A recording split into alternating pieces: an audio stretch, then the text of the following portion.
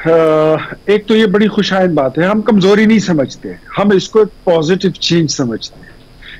Change इस तरह समझते हैं कि ये वो लोग हैं जो इनका दिमाग का जो लेवल था ना, इनकी जो सोच होती थी वो आर्मी चीफ से और डीजीआई से नीचे नहीं आती थी। बात करेंगे वहीं से करेंगे। असल में इन्होंने स्टार्ट वहीं से लिया था। अच्छा है, देर आए दुरुस्त है। आए अब पॉलिटिशियंस के बात करें, पहले तो ये कहते थे ना कि हम ये इनसे बात करेंगे, ये तो पता नहीं कौन मुंशी है, कौन पता नहीं क्या है, ये है वो है। साथ में गौहर साहब ने एक मुतालिबा किया कि अब धूल जो है ना 9 मई की इसको बिठाएं। बिल्कुल 9 मई के धूल तो तब बैठेगी जब 9 मई का एक फैसला हो जाएगा, और 9 मई पे अब तक तो कुछ हुआ ही नहीं है। जो अभी तक हुआ ये तो हल्की फुल्की मौसीकी थी। 9 मई तो अब खुला है।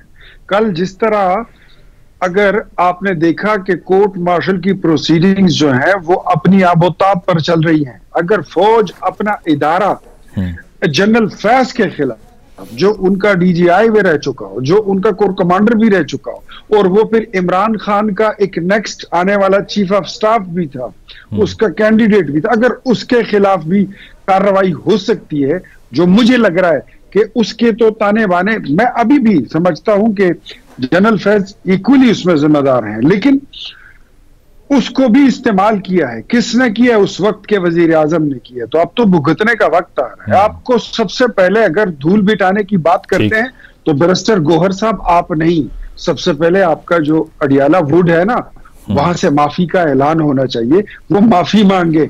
और साथ में ये भी आपको बता दूं कि अभी चीजें और आपके पल्ले पड़ने वाली हैं। अच्छा, जनरल फैज के वहां से अब ये भी खबर आपको मिलेगी।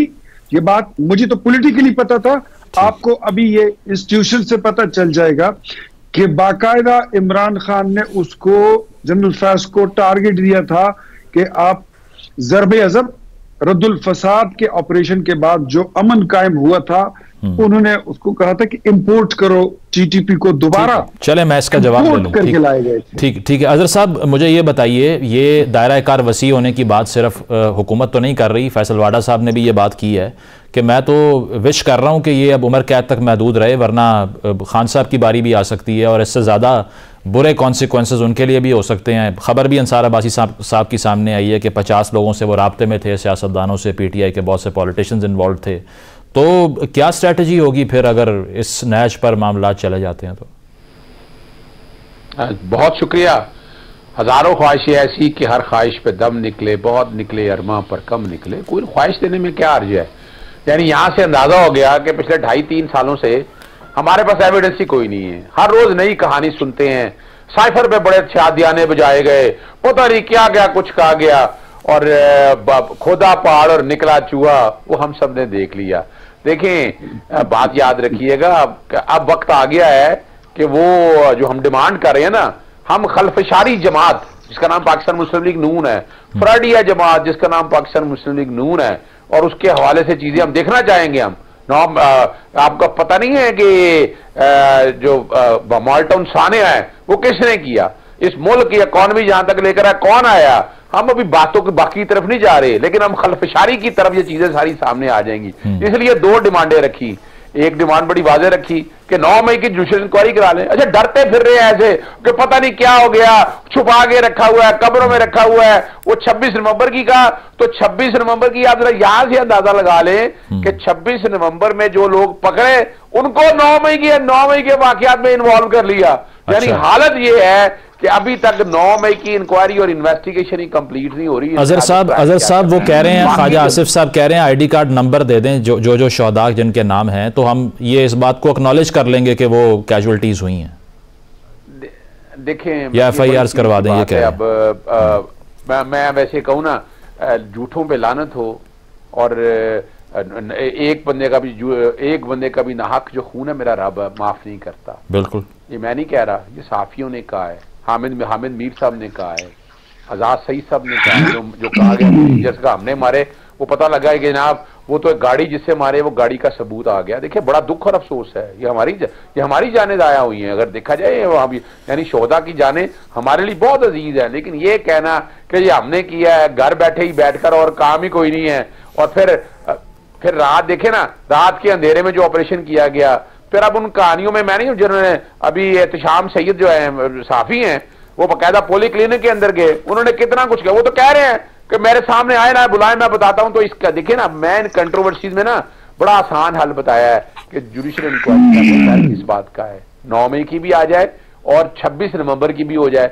और इसमें हल तो होना भी नहीं चाहिए। और इसी बुनियाद के ऊपर कह रहे हैं कि अगर नहीं करेंगे तो हम फिर हम जाएंगे सिविल नाफरमानी की तरफ। अभी ये नहीं कहा। अच्छा। और सिविल नाफरमानी में ओवरसीज पाकिस्तानी बहुत ज्यादा जिद कर रहे हैं कि हमने ये अपना जो है फॉरेन रेमिटेंसेस नहीं भेजनी। अच्छा। देखें ये फैसला क्या, मतलब वो अपनी फैमिलियों का नुकसान करने के लिए तैयार हैं, वो कह रहे हैं कि अपनी फैमिलीज को हम पैसे नहीं भेजेंगे। सवाल ये नहीं है, सवाल ये नहीं है, देखिए मुजम्मिल, सवाल ये नहीं है, सवाल है वो बता रहे हैं कि ये जेन्युइन डिमांड है, वो अच्छा। खड़े हैं जेन्युइन डिमांड के पीछे।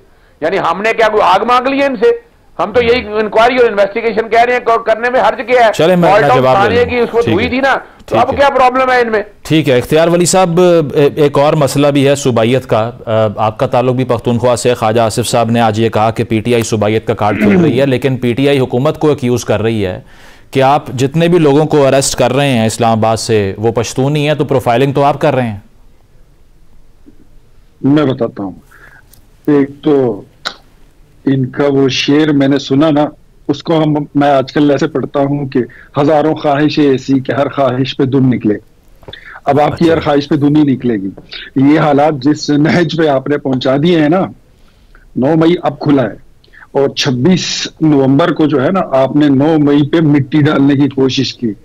आप चाहते हैं कि कोई ऐसी डोल ढमक्का हो, कोई ऐसी ड्रमिंग हो, कोई ऐसी धूल उड़ाई जाए, कोई ऐसा स्मोक आ जाए कि जिसमें 9 मई छुप जाए, जिसमें सारे वारदाती छुप जाएं।